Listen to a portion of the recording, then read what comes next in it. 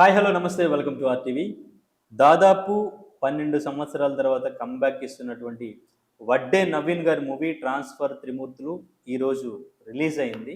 So మరి transfer త్రిమూర్తులు movie ఏ విధంగా ప్రేక్షకుల్ని ఆకట్టుకుంది అడిగి తెలుసుకుందాం. మనతో పాటు సినీ క్రిటిక్ దాసరి విజ్ఞాన్ ఉన్నారు. హలో విజ్ఞాన్ గారు. నమస్తే. ఏంటి ఇంతకుముందు మనకి ఒక 10 ఇయర్స్ బిఫోర్ చూసుకుంటే వడ్డే నవీన్ గారు అంటే ఒక ఫ్యామిలీ ఇమేజ్, ఫ్యామిలీస్ అందరికీ కూడా బాగా ఇష్టపడే హీరో. సో ఆయన సినిమా రిలీజ్ అవుతుందంటే ఫ్యామిలీస్ అంతా వెళ్ళి కలిసి కూర్చుని చూడగలిగే సినిమాలు చేశారు. తర్వాత ఎందుకు గ్యాప్ వచ్చింది అని అడిగితే ఇప్పుడు అటువంటి ఫ్యామిలీస్ స్టోరీస్ అన్నీ కూడా ఇప్పుడు ప్రేక్షకులు పెద్దగా చూడట్లేదు, అందుకే గ్యాప్ తీసుకోవాల్సి వచ్చిందని కూడా ఆయన నుంచి వినడం జరిగింది మనం. సో ఇప్పుడు మరి ట్రాన్స్ఫర్ త్రిమూర్తులు కాన్సెప్ట్ ఏ విధంగా ఉంది, ఈ 10 ఇయర్స్ తర్వాత ఆయన చేయగలిగిన ఎక్సైట్మెంట్ వచ్చిన పాయింట్ ఈ సినిమాలో ఉందని చెప్పేసి ఆయన కూడా చెప్పడం జరిగింది. ఏంటి అసలు సినిమా ఎట్లా అనిపించింది? 10 ఇయర్స్ తర్వాత ఒక మంచి క్రేజ్ ఉన్న హీరో కంబ్యాక్ ఇచ్చాడు అంటే, నాకు తెలిసి చాలామంది ఏం చేస్తారు, కథంతా వాళ్ళ చుట్టూ తిరిగేలాగా ప్లాన్ చేసుకుంటారు. పైగా అతనే ప్రొడ్యూసర్ అయితే ఖచ్చితంగా ఇది ఉంటుంది. అవును, కథ మొత్తం వాళ్ళ చుట్టే తిరగాలి, వాళ్ళని ఏదో ఎలివేట్ చేయాలి, ఇంకేదో చేయాలి, నేను పవర్ఫుల్గా ఉండాలని అనుకుంటారు. బట్ అసలు ఆ 10 ఏళ్ల క్రితం అతను ఎలాంటి సినిమాలు అయితే చేశాడో అలాంటి సినిమానే తీశాడు. ఎలాంటి ఫ్యామిలీస్ ఎంటర్టైన్ చేయాలనుకున్నాడో అలాంటి ఫ్యామిలీస్ కోసమే సినిమా చేశాడు. అండ్ టైటిల్ కూడా అప్పట్లాంటి టైటిలే, ట్రాన్స్ఫర్ త్రిమూర్తులు. కథలోనే నీకు స్టోరీ అర్థమైపోతుంది. ట్రాన్స్ఫర్ త్రిమూర్తులు ఆయన పేరు, ట్రాన్స్ఫర్ అవుతాడు. ఎందుకు ట్రాన్స్ఫర్ అవుతాడు అంటే పాపం నిజాయితీ గల పోలీసు, ఖచ్చితంగా ట్రాన్స్ఫర్ అవుతాడు.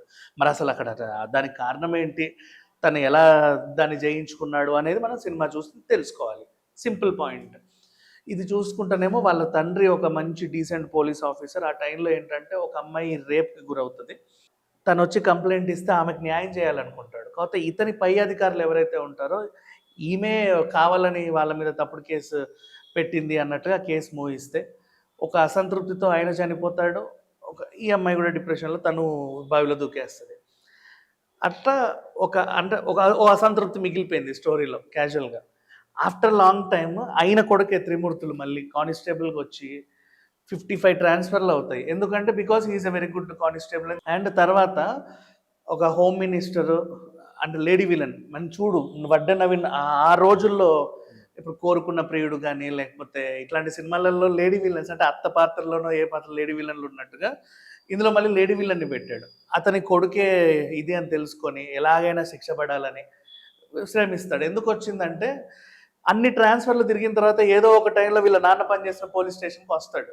అక్కడ ఖాళీకి కూర్చొని అన్ని పాత ఫైళ్ళు తిరిగేస్తా ఉంటే ఈ కేసు ఒకటి పెండింగ్ అనిపిస్తుంది. దాన్ని ఎలాగైనా పూర్తి చేయాలి అనుకొని తను స్ట్రగుల్ చేశాడా లేదా అనేది ఈ సింపుల్ పాయింట్తో ఈ సినిమా ఉంది.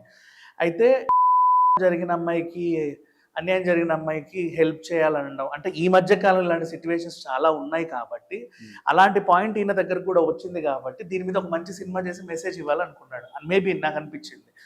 అండ్ ఆఫ్టర్ లాంగ్ టైం వచ్చిన తర్వాత కూడా ప్రొడక్షన్ వాల్యూస్ ఏమాత్రం అంటే ఒక సీనియర్ ప్రొడ్యూసర్ ఎలా అయితే రెగ్యులర్గా సినిమాలు తీస్తూ పెడతారో దిల్ రాజు లాగా అల్లు అరవింద్ లాగా పెడతారో అలాగే ఖర్చు పెట్టాడు.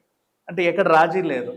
క్యారెక్టర్ ఆర్టిస్టులు అందరికీ ఇంపార్టెన్స్ ఉంది. ప్రతి క్యారెక్టర్ నీకు తెర మీద కనిపించిన వాళ్ళందరికీ ఇంపార్టెన్స్ ఉంది. ఆ అమ్మాయి లేడీ విలన్ అయితే అదరగొట్టేసింది. ఇక ఒక చిన్న డిసప్పాయింట్మెంట్ ఏంటంటే పాటలు ఏదో కావాలని ఇరికిచ్చిన ఒక మ్యూజిక్ డైరెక్టర్ ఒక జాబ్ ఇవ్వడానికి కోసం పెట్టినట్టు ఉన్నాయి తప్పితే అంతమించి ఏం లేదు. అంటే ప్లేస్మెంట్ రాంగ్. కాకపోతే బీజిఎం నిలబెట్టింది మళ్ళీ సినిమాని. ఎక్కడెక్కడైతే మనుషులు మనం డల్గా ఇలా అయిపోతామో మనం తట్టి లేపేలాగా ఉంటుంది మ్యూజిక్. అండ్ అంతే, ఎవ్రీథింగ్ వాజ్ గుడ్. డబ్బింగ్ ఇబ్బంది పెట్టారు. డబ్బింగ్ విషయంలో ఒకటి చెప్పుకోవాలి, అప్పట్లో వడ్డే నవీన్కి చాలా మంది డబ్బింగ్ ఆర్టిస్టులు ఉండేవాళ్ళు. ఇప్పుడు ఆయన సొంత గొంతు ఉండేసరికి కొంచెం కొత్త నవీన్ని చూసిన ఫీలింగ్ వస్తుంది.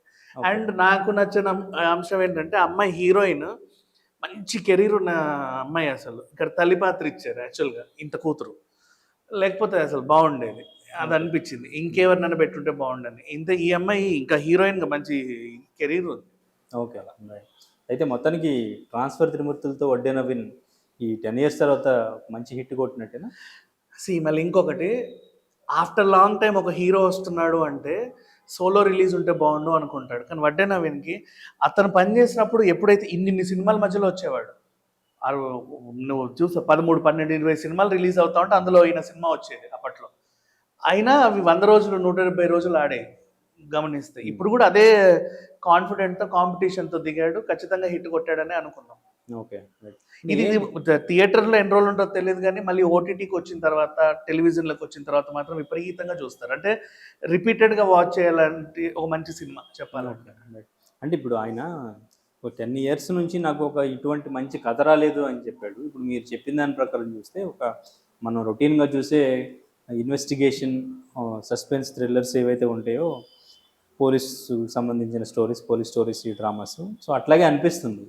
సో, కానీ ఏంటి ఆయన్ని ఎక్సైట్ చేసిన పాయింట్ ఏంటి? 10 ఇయర్స్‌లో అంత ఎక్సైట్ చేసిన పాయింటే రాలేదని యాక్టర్కి ఎగ్జైట్ చేసిందో లేదో నాకు తెలియదు కానీ యాజ్ ఎ ప్రొడ్యూసర్గా తను ఎగ్జైట్ చేసింది. అంటే ఈ అంశం మీద చాలా మంది మాట్లాడుతున్నారు, చాలా సినిమాలు తీస్తున్నారు. సొసైటీకి నా వంతు నేను కూడా ఏదో ఒకటి చేయాలి అని అనిపించి తీసిన సినిమా అనుకుందాం. For okay. ఎగ్జాంపుల్ అట్లా ఆ యాంగిల్లో చూడాలి. ఓకే. సో, ఎట్లా అనిపించింది పెర్ఫార్మెన్స్? అంటే ఈ గ్యాప్, వేరియేషన్ ఏమైనా కనిపించిందా వడ్డీన గారికి? ఉంటది కదా ఆబ్వియస్లీ. మనం ఇప్పుడు ఎవరైనా సరే వయసు పెరిగిన కొద్ది పెరుగుతారు. ఆయన 55 ఇయర్స్ అయినప్పటికీ కూడా ఒక 30 ఇయర్స్ లాగా కనిపిస్తాడు మీకు తెర మీద. కొన్ని కొన్ని సందర్భాలు ఇప్పుడు ఫైట్ చేసినప్పుడు కానీ కొన్ని సీన్స్ సాంగ్స్లో డ్యాన్సులు చేసేటప్పుడు కానీ అనిపిస్తుంది కానీ అది ఏమంత ఇబ్బంది పెట్టదు.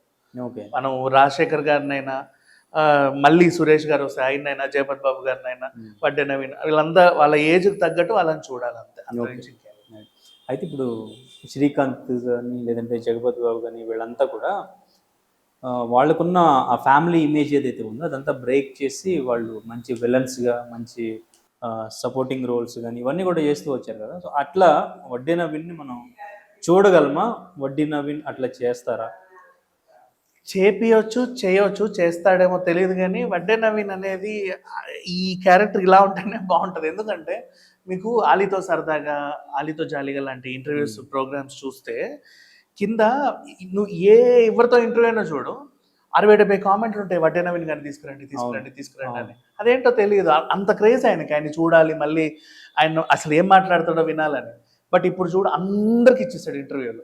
అది పటాపంచలు అయిపోయింది. Everybody are satisfied. ఈ సినిమా చూసి వాళ్ళు ఇంకా సాటిస్ఫై అవుతారు. ఓకే.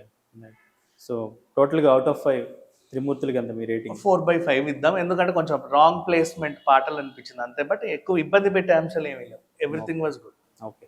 Thank you.